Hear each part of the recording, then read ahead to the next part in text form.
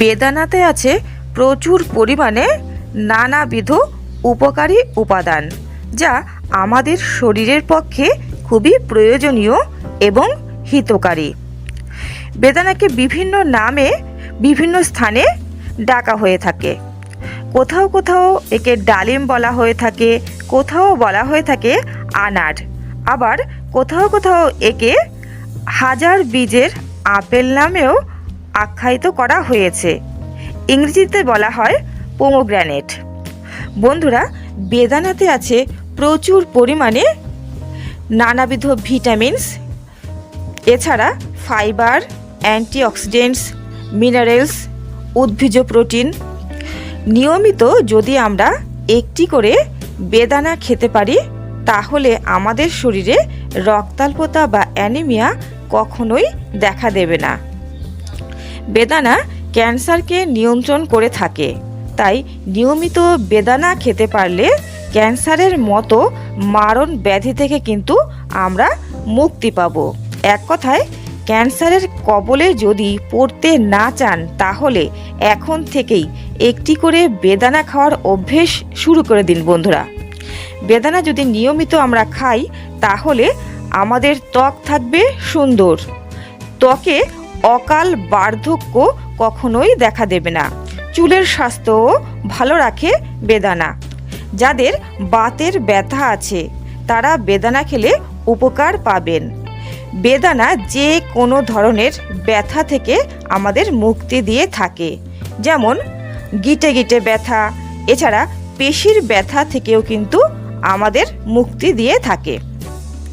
বেদানা নিয়মিত যদি আমরা খেতে পারি, তাহলে আমাদের রোগ প্রতিরোধ ক্ষমতা বৃদ্ধি পাবে, আমাদের দাঁত থাকবে সুন্দর, দাঁতের প্লাক দূর করতেও কিন্তু সক্ষম এই বেদানা। এতে আছে প্রচুর পরিমাণে অ্যান্টিব্যাকটেরিয়াল উপাদান এবং অ্যান্টি ফাঙ্গাস উপাদান, যা আমাদের শরীরে ব্যাকটেরিয়া এবং ফাঙ্গাসের আক্রমণ থেকে আমাদেরকে রক্ষা করে থাকে। নিয়মিত বেদানা খেলে আমাদের হজম শক্তি বৃদ্ধি পাবে। ডায়াবেটিস রোগীদের পক্ষেও কিন্তু এটি খুবই হিতকারী। বেদানার স্বাদে মিষ্টি হলেও ডায়াবেটিস রোগীদের তেমন ক্ষতি করে না। ডায়াবেটিস রোগীরা পরিমিত পরিমাণে বেদানা খেলে অবশ্যই উপকৃত হবেন। বন্ধুরা, নিয়মিত যদি বেদানা খাওয়া যায়, তাহলে উচ্চ রক্তচাপ থেকে মুক্তি পাওয়া যাবে। এটি উচ্চ রক্তচাপকে নিয়ন্ত্রণ করে থাকে। খারাপ কোলেস্টেরলকে কম করে এই বেদানা এবং শরীরে রক্ত চলাচল বৃদ্ধি করতে সহায়তা করে থাকে। আমাদের হার্টের স্বাস্থ্যকেও কিন্তু ভালো রাখে। ভবিষ্যতে হার্ট অ্যাটাকের কবলে আমরা পড়ব না যদি নিয়মিত একটি করে বেদানা খেতে পারি। বন্ধুরা, বেদানা যদি নিয়ম করে আমরা খেতে পারি, তাহলে ঘন ঘন সর্দি কাশি জ্বর হওয়ার যে সম্ভাবনা, তা থেকে আমরা মুক্ত হব। বন্ধুরা, যারা মানসিকভাবে খুবই ডিপ্রেসড, এছাড়া কোনো কিছু মনে রাখতে পারছেন না, সব ভুলে যাচ্ছেন, অ্যালঝেইমারও যাদের আছে, এদের সকলের পক্ষে কিন্তু বেদানা খুবই হিতকারী। বেদানা নিয়মিত খেলে আমাদের ডিপ্রেশন দূরে যাবে, মানসিকভাবে আমরা স্ফূর্তিতে থাকব। যাদের অ্যালঝেইমার আছে, তারাও কিন্তু সুস্থ হয়ে যাবেন।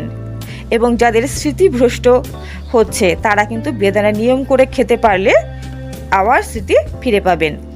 বেদানা এক্ষেত্রে রস করেও খেতে পারেন বা বেদানা চিবিয়েও খেতে পারেন, কোনো অসুবিধা নেই। বন্ধুরা, তবে বেদানা খাওয়ার ক্ষেত্রে কিছু কিছু সতর্কতা অবশ্যই অবলম্বন করবেন। যাদের বেদানাতে অ্যালার্জি আছে, তারা কখনোই এটি খাবেন না। অত্যাধিক বেদানা কখনোই খাবেন না। প্রত্যেক দিন একটি, তার বেশি কখনোই নয়। এছাড়াও যদি প্রত্যেক দিন আপনারা না খেতে পারেন, তাহলে সপ্তাহে অন্তত 2 থেকে 3 দিন খেলেই চলবে। বন্ধুরা, যাদের লিভারে ক্রনিক সমস্যা আছে, ওষুধ খাচ্ছেন, তারা বেদানা খাবার আগে ডাক্তারের পরামর্শ অবশ্যই নেবেন। এছাড়া যাদের কোষ্ঠকাঠিন্য আছে, যাদের কিডনিতে প্রচণ্ড পরিমাণে সমস্যা আছে এবং যারা ব্লাডের বিভিন্ন সমস্যার কারণে ওষুধ গ্রহণ করছেন, তারা বেদানা না খাওয়াই ভালো। বন্ধুরা, তবে এই সমস্ত সমস্যা যাদের নেই তারা প্রত্যেক দিন একটি করে বেদানা অবশ্যই খেতে পারেন। বন্ধুরা, তাহলে আজকের এই ভিডিওটি অবশ্যই আপনাদের কাছে গুরুত্বপূর্ণ, কেননা এতে আছে অনেক তথ্য বেদানা সম্পর্কে। আমার চ্যানেলটিকে অবশ্যই সাবস্ক্রাইব করে রাখবেন নিয়মিত গুরুত্বপূর্ণ আপডেটগুলো পাওয়ার জন্য। সকলেই সুস্থ থাকবেন, ভালো থাকবেন এই কামনাই করি। নমস্কার।